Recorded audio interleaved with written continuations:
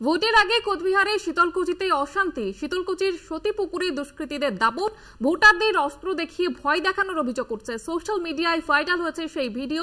দুই দুষ্কৃতী পালিয়ে যায়। এই ঘটনায় একজনকে আটক করা হয়েছে। তৃণমূলের বিরুদ্ধে অভিযোগ এবং যে অভিযোগ অস্বীকার করেছে শাসক দল। আপনারা দেখতে পাচ্ছেন সেই ভিডিও। মতি পঞ্চায়েত বুথের পঞ্চায়েত হয়ে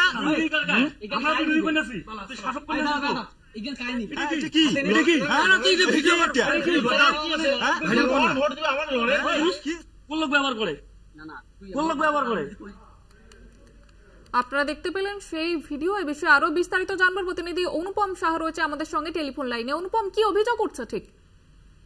দেখো, গতকাল রাত 12টা নাগাদ শীতলকুচি এলাকায় এই ঘটনাটি ঘটেছে, যেটা আমরা জানতে পেরেছি যে 3 জন দুষ্কৃতী ধারালো অস্ত্র দিয়ে ভোটারদের প্রভাবিত করছে, ভয় দেখাচ্ছে, এমনটাই কিন্তু অভিযোগ উঠেছে। এই অভিযোগ উঠেছে রাজ্যের শাসক দল তৃণমূল কংগ্রেসের বিরুদ্ধে। এই ঘটনায় কিন্তু 2 জন পালিয়ে গেলেও একজনকে আটক করে ফেলে গ্রামবাসীরা। তারপরে কিন্তু শীতলকুচি থানার পুলিশ ঘটনাস্থলে এলে তাকে শীতলকুচি থানার পুলিশের হাতে তুলে দেওয়া হয়।